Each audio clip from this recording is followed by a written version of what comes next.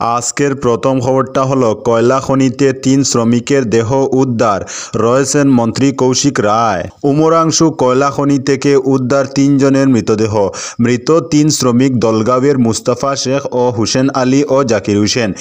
এদিকে কোকরাঝারের সাপড়া বর্মন ও খুচিমোহন রায়, শোনিতপুরের শরৎ গায়ারি এবং ডিমা হাসাওর লিজান মুগারও আটক করেছিলেন। খনিটিতে পশ্চিমবঙ্গ ও নেপাল থেকেও শ্রমিক রয়েছে। ঘটনাস্থলে উপস্থিত ছিলেন মন্ত্রী কৌশিক রায়। জলে ভাসমান ৩টি লাশ উদ্ধার করা হয়েছে। কয়লা খনিতে আরও বেশ কয়েকজন শ্রমিকের মৃত্যু হয়েছে বলে আশঙ্কা করা হচ্ছে। এনডিআরএফ খনিতে নেমে গেলেও শ্রমিকদের উদ্ধার করতে পারেনি। উল্লেখ্য, সোমবার সকাল ৯টা থেকে কয়লা কুয়ারির ভেতরে আটকে রয়েছেন ২০ জন শ্রমিক। ৩০০ ফুট গভীর কয়লা কুয়ারিতে দ্রুত গতিতে জল ঢুকে প্রায় ১০০ ফুট জল জমা হয়ে পড়েছে। এতে দুশ্চিন্তা বাড়ছে। আজকের পরবর্তী খবরটি হলো ভূমিকম্পে তছনছ তিব্বত, মৃত্যু ৩৬ জনের, বাড়ার আশঙ্কা। ভূমিকম্পে তিব্বতে এ পর্যন্ত অন্তত ৩৬ জনের মৃত্যুর খবর পাওয়া গিয়েছে। প্রবল কম্পনের কারণে পরপর বাড়িঘর ধসে গিয়েছে। মৃতের সংখ্যা আরও বাড়ার আশঙ্কা রয়েছে। আহত প্রায় ৪০-এর কাছাকাছি। আহতদের উদ্ধার করে নিয়ে যাওয়া হচ্ছে হাসপাতালে। চলছে উদ্ধার কাজও। মঙ্গলবার সকাল ৬:৩০টায় তীব্রতায় কেঁপে উঠে নেপাল, তিব্বত, ভারত এবং চীনের বেশ কিছু অংশ। জোরালো ভূমিকম্পের উৎপত্তিস্থল নেপালের লবুচে থেকে ৯০ কিলোমিটার দূরে উত্তর পূর্ব দিকে। রিক্টার স্কেলে ভূমিকম্পের তীব্রতা ৭.১। পরপর ৭বার আফটারশক অনুভূত হয়। ভূমিকম্পের জেরে পুরো তছনছ হয়ে গিয়েছে তিব্বতের বিস্তীর্ণ অঞ্চল। আজকের পরবর্তী খবরটি হলো জিপি সদস্য নির্বাচনে দলীয় প্রতীক থাকবে না, বললেন মন্ত্রী কৌশিক রায়। আসন্ন পঞ্চায়েত নির্বাচনে বিজেপি সর্বস্তরে প্রার্থী দেবে, তবে জিপি সদস্য পদে প্রতিদ্বন্দ্বিতার জন্য দলীয় প্রতীক থাকবে না।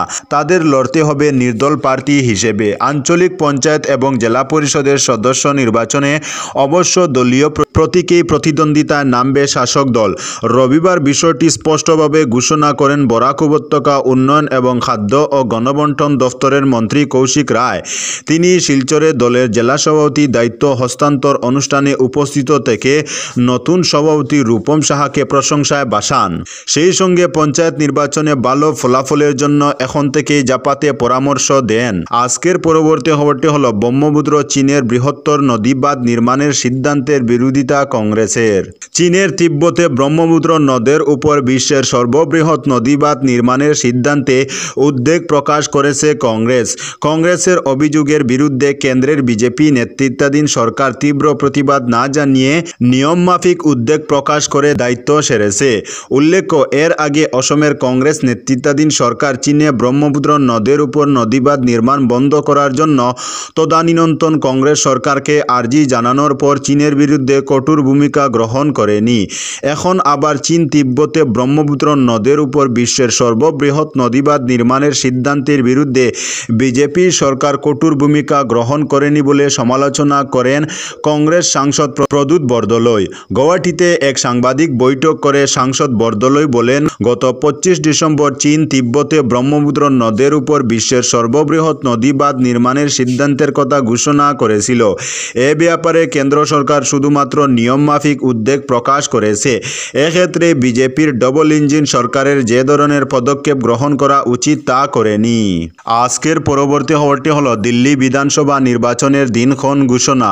আগামী ৫ ফেব্রুয়ারি দিল্লি বিধানসভা নির্বাচন।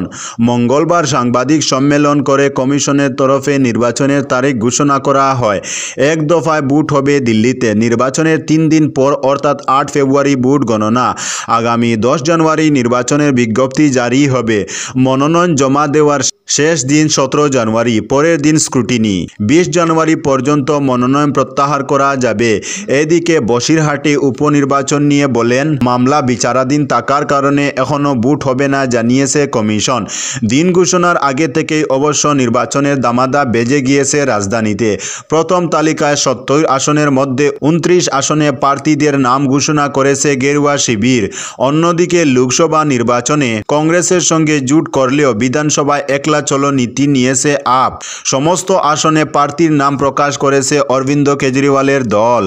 আজকের পরবর্তী খবরটি হলো সিংহ হাতিতে ভরা জঙ্গলে হারিয়ে গিয়ে একাই 5 দিন বেঁচে থাকলো 8 বছরের বালক।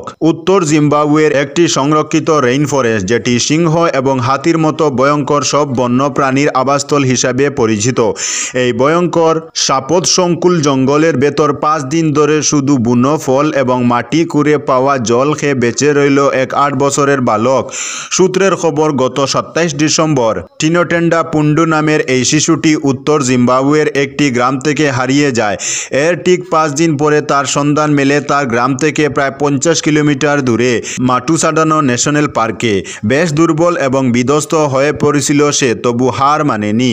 8 বছর বয়সী বালকের অসাধারণ এই অভিজ্ঞতা সম্বন্ধে স্থানীয় নেতা পি মুৎসা মুরমবেদেজি বলেন, পথ হারিয়ে শিশুটি নিজের অজান্তেই বিপজ্জনক মাতুসদুনহা গেম পার্কে চলে যায়। হগওয়ে নদীর কাছের জঙ্গলে অবিশ্বাস্য 5টি দিন কাটানোর পর মাটুসাডানো আফ্রিকা পার্কের রেঞ্জাররা ছেলেটিকে জীবিত অবস্থায় খুঁজে পায়। বাড়ি থেকে এতটা দূরে গভীর অরণ্যের মধ্যে সিংহের গর্জন এবং হাতির ক্রমাগত আনাগুনার মাঝে শুধুমাত্র বুনো ফল খেয়ে এবং পাথরের উপর ঘুমিয়ে এই নির্দয় প্রকৃতির মাঝে একটি 8 বছর বয়সীর বেঁচে থাকাটা সত্যিই অবিশ্বাস্য। আজকের পরবর্তী খবরটি হলো গাজায় ইসরায়েলি হামলা অব্যাহত, নিহত আরও প্রায় অর্ধশত ফিলিস্তিনি। ফিলিস্তিনের অবরুদ্ধ গাজা উপত্যকায় ইসরায়েলি বাহিনীর অব্যাহত হামলায় সোমবার 6 জানুয়ারি অন্তত 48 জন নিহত হয়েছেন। সর্বশেষ হামলায় আবাসিক ভবনে 6 জন নিহত হন, যার মধ্যে একটি শিশু ছিল।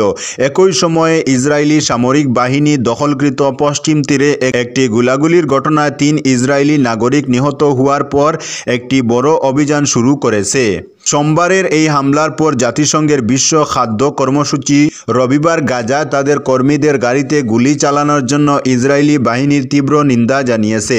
স্পষ্টভাবে চিহ্নিত এই কনভয়টি ওয়াদি গাজা চেকপয়েন্ট অতিক্রম করার সময় হামলার শিকার হয়। গাজায় চলমান ইসরায়েলি হামলায় অক্টোবর 2023 থেকে এ পর্যন্ত 45,854 জন ফিলিস্তিনি নিহত হয়েছেন এবং 1,09,139 জন আহত হয়েছেন। অন্যদিকে 7 অক্টোবর হামাস নেতৃত্বাধীন হামলায় ইসরায়েলে 1,139 জন নিহত এবং 200 জনের বেশি আহত হয়েছেন। ফিলিস্তিনের স্বাস্থ্য মন্ত্রণালয় বলেছে, গত 24 ঘন্টায় ইসরায়েলি বাহিনীর অব্যাহত অগ্রাসনে 48 জন নিহত এবং আরও 75 জন আহত হয়েছেন। আজকের পরবর্তী খবরটি হলো গৌহাটিতে রাজ্যভিত্তিক সম্মেলন সিপিএমের। সিপিআইএম অসম রাজ্য সম্মেলন শুরু হলো রবিবার গৌহাটির শুক্রেশ্বর ঘাটে প্রকাশ্য সমাবেশের মাধ্যমে শুরু রাজ্যভিত্তিক সম্মেলন এবং শেষ হয় মঙ্গলবার। 10,000-এরও বেশি লোক প্রকাশ্য সমাবেশে অংশ নেন। প্রকাশ্য সভায় বক্তব্য রাখেন দলের পলিট ব্যুরো সদস্য মানিক সরকার ও নীলুৎফুল বসু। এদিন বিকালে পতাকা উত্তোলন করেন বর্ষিয়ান কমিউনিস্ট নেতা হেমেন দাস। সন্ধ্যায় উদ্বোধনী সভায় বক্তব্য রাখেন বিভিন্ন বাম দলের নেতৃত্ব। উদ্বোধন করেন মানিক সাহা। সম্মেলনে রাজ্যের রাজনৈতিক অর্থনৈতিক পরিস্থিতি সহ পার্টির আগামী দিনের কার্যসূচি নির্ধারিত হয় ও নতুন কমিটি নির্বাচিত হয়। সম্মেলনে কাছাড় জেলা থেকে 14 জন প্রতিনিধি ও 55 জন সদস্য প্রকাশ্য সভায় যোগ দিয়েছেন।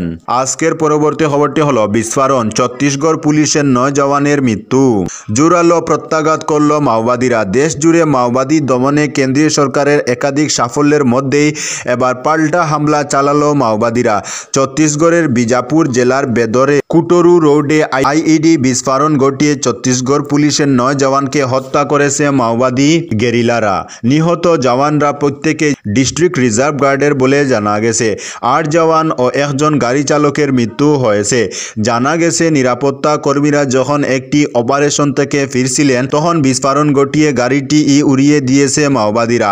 বস্তার পুলিশের আইজিপি জানিয়েছে, ডিস্ট্রিক্ট রিজার্ভ গার্ডের জওয়ানরা দান্তেওয়াড়া, নারায়ণপুর ও বিজাপুরে একটি যৌথ অভিযান চালিয়ে ফিরছিলেন। ঠিক সোয়া 2টো নাগাদ মাওবাদীরা কুটরু থানার আম্বেলি গ্রামের কাছে আইইডি বিস্ফোরণ ঘটায়। প্রশাসন সূত্রে খবর, গত 2 বছরের মধ্যে এত বড় মাওবাদী হামলার ঘটনা দেশে ঘটেনি। তো বন্ধুরা, আজকের জন্য এতটুকু। পরবর্তী কোনো নতুন ভিডিওতে দেখা হবে, তখন অবধি ধন্যবাদ।